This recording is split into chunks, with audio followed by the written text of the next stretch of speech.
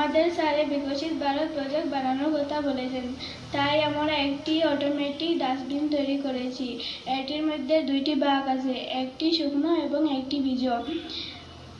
আমরা এটি তৈরি করেছি কারণ আমরা দেখেছি যে গ্রাম, শহর এবং আমাদের স্কুলের আশেপাশে মানুষ যে আবর্জনাগুলি ফেলে সেগুলি ভিজ শুকনো মিশিয়ে ফেলে। এর কারণে প্রাণী যেমন গরু এগুলো খেয়ে অসুস্থ হয় এবং কিছু কিছু গরু প্লাস্টিক খেয়ে এদের মৃত্যু হয়। এছাড়া মাটি দূষিত হয় এবং পরিবেশ নষ্ট হয়। এটি আবর্জনাগুলি আমাদের ডাস্টবিনে ফেলতে হয়। এই কারণে আমরা একটি অটোমেটিক ডাস্টবিন তৈরি করেছি।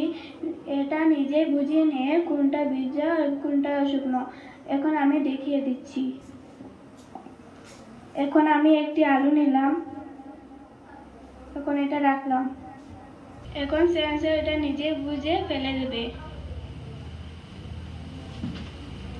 এখন আমি একটা বোতল নিচ্ছি, এটা এখানে রাখছি। এখন সেন্সর নিজে বুঝে এটা শুকনো দিকে ফেলিয়ে দেবে।